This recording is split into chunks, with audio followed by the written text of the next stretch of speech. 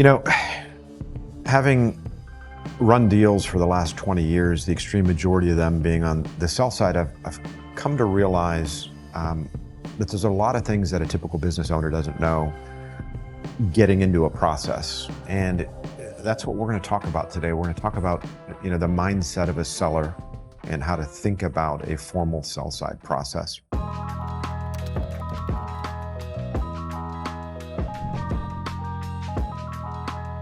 What you're effectively trying to do when you take a company to market.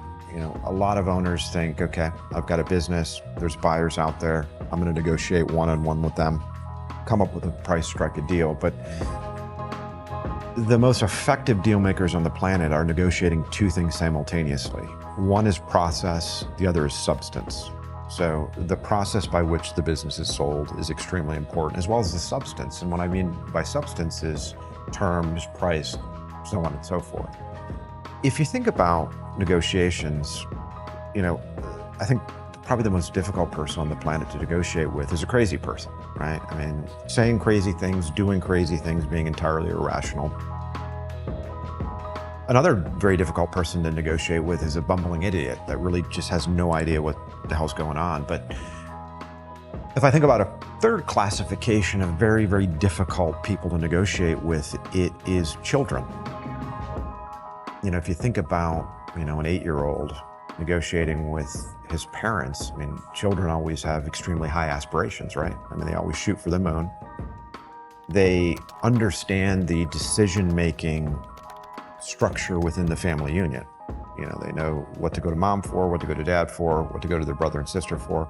So they know the incentive structures within the family unit, and they understand how decision-making is made. The other thing about children is, if you sit there and watch them negotiating, for them, no is just an opening bargaining position, right? It's just something to be ignored and rolled right past.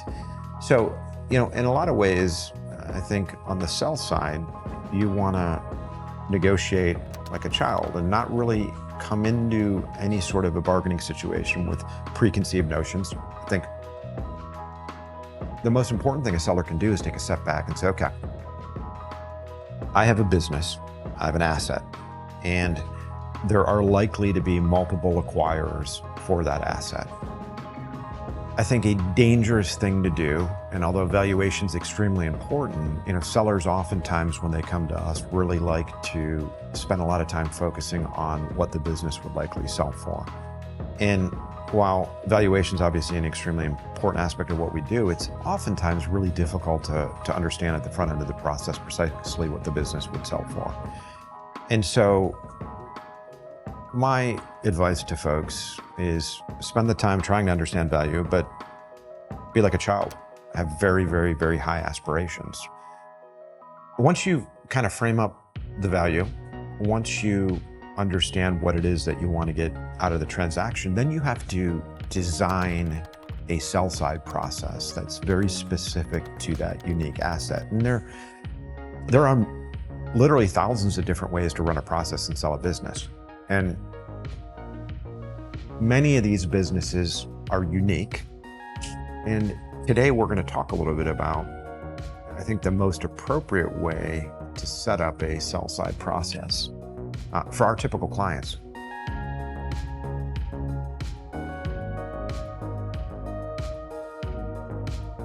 I think the first thing that you always have to think about before negotiating substance is understanding process.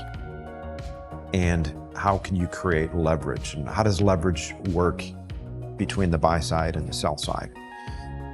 And there are a couple key ingredients to leverage. One being necessity, right?